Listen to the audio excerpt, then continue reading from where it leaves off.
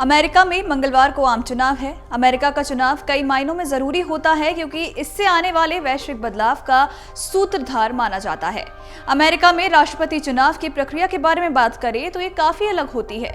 यहाँ के electoral college में हर एक राज्य से एक प्रतिनिधियों का समूह होता है जो अपनी पार्टी के आधार पर राष्ट्रपति का चुनाव करते हैं। इसका मतलब अमेरिका के हर राज्य में रहने वाले लोग 5 नवंबर को अपने स्थानीय उम्मीदवार के लिए वोट करेंगे और उनकी जीत देश में होने वाले अगले राष्ट्रपति के चुनाव के लिए जरूरी भी हो जाएंगे।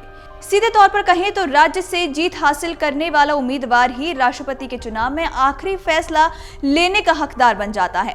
अमेरिका राष्ट्रपति चुनाव के लिए देश की दोनों प्रमुख पार्टियों रिपब्लिकन और डेमोक्रेटिक से दावेदार खुद को नॉमिनेट करते हैं, खुद की दावेदारी पेश करते हैं, यानी चुनाव में उतरने के लिए पार्टी के भीतर भी दावेदारों को उम्मीदवारी जीतनी होती है। इसके लिए पार्टियां स्टेट प्राइमरी और कॉकस का आयोजन करती है। चुनाव की शुरुआती प्राइमरी और कॉकस से ही होती है जो हर राज्य में आयोजित किए जाते हैं। इनके जरिए पार्टियों की ओर से आधिकारिक तौर पर उम्मीदवारों का चयन किया जाता है और ये प्रक्रिया आमतौर पर चुनावी साल के जनवरी से ही शुरू हो जाती है। अमेरिका चुनाव की प्रक्रिया के बारे में बात करें तो ये 4 चरणों में किया जाता है। चुनाव का पहला चरण जनवरी से जून तक प्राइमरी और कॉकस। सबसे पहले प्राइमरी और कॉकस ऐसे चरण हैं जिसमें सभी 50 राज्यों, कोलंबिया और अमेरिकी क्षेत्रों में राष्ट्रपति उम्मीदवार चुनने का चुनाव होता है।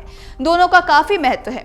कॉकस में पार्टी के सदस्य ही वोटिंग के बाद अपना सर्वश्रेष्ठ उम्मीदवार चुनते हैं। इसमें पसंदीदा उम्मीदवार के लिए पार्टी के सदस्यों की बैठक होती है और इसके बाद कॉकस उम्मीदवार चुना जाता है जो दोनों डेमोक्रेटिक और रिपब्लिकन पार्टी में होता है। तो वहीं प्राइमरी के दौरान पंजीकृत मतदाता अपने पसंदीदा उम्मीदवार के लिए मतदान करते हैं।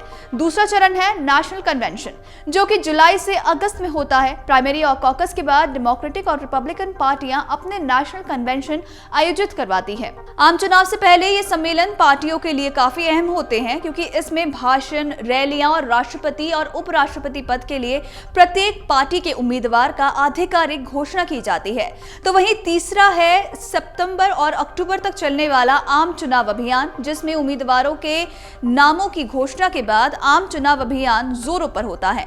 इस चरण में पूरे देश भर में प्रचार अभियान तेजी से होता है जिसमें उम्मीदवार रैलियां, बहस और विज्ञापन और सोशल मीडिया के माध्यम से अमेरिकी लोगों के आमने सामने मुद्दे रखते हैं।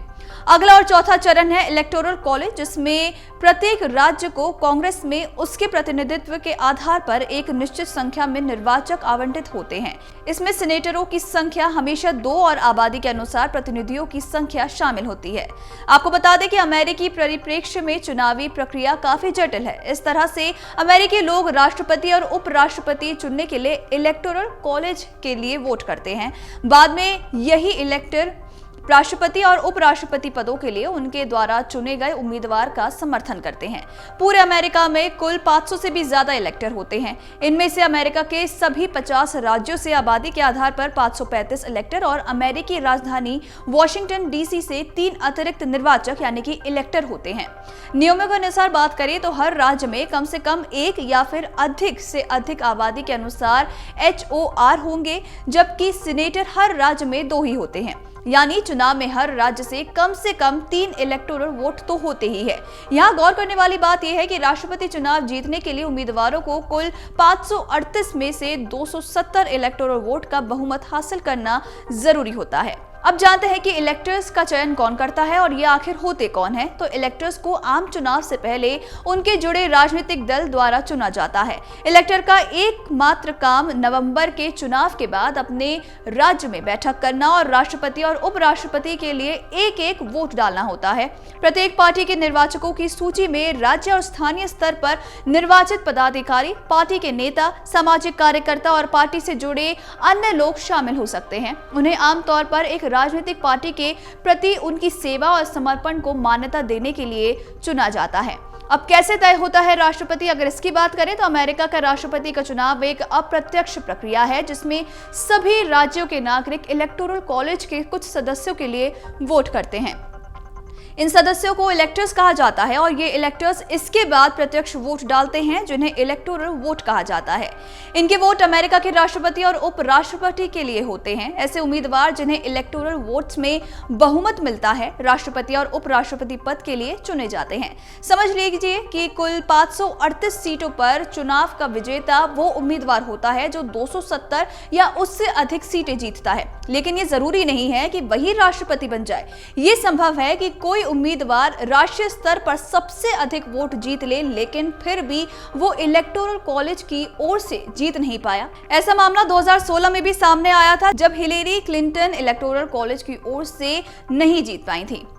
अब एक सवाल और है जो काफी लोगों के मन में उठ रहा है कि इन चुनाव के नतीजे आने में कितने दिन लग सकते हैं। तो आपको बता दें कि अमेरिकी राष्ट्रपति चुनाव के लिए वोटिंग 5 नवंबर को हो रही है। वोटों की गिनती उसी दिन से शुरू हो जाएगी, लेकिन अंतिम नतीजे आने में कई दिन लग सकते हैं। आपको बता दें कि अमेरिकी मतदाताओं को अंतिम नतीजे तब तक पता नहीं चल पाएगा जब तक कमला हैरिस या फिर डोनाल्ड ट्रंप अधिकांश राज्यों विशेष रूप से स्विंग स्टेटस में महत्वपूर्ण जीत हासिल नहीं कर लेते। अगर जीत में कोई बड़ा अंतर नहीं आता है तो रिकाउंटिंग के साथ परिणामों को सुलझाने में कई दिन या फिर सप्ताह भी लग सकते हैं। अगर आप ये वीडियो YouTube पर देख रहे हैं तो हमारे चैनल को सब्सक्राइब कर बेल आइकन दबाएं और Facebook पर देख रहे हैं तो हमारे पेज को लाइक करें। 8 मिलियन प्लस सब्सक्राइबर, आपके इस भरोसे के लिए बहुत धन्यवाद।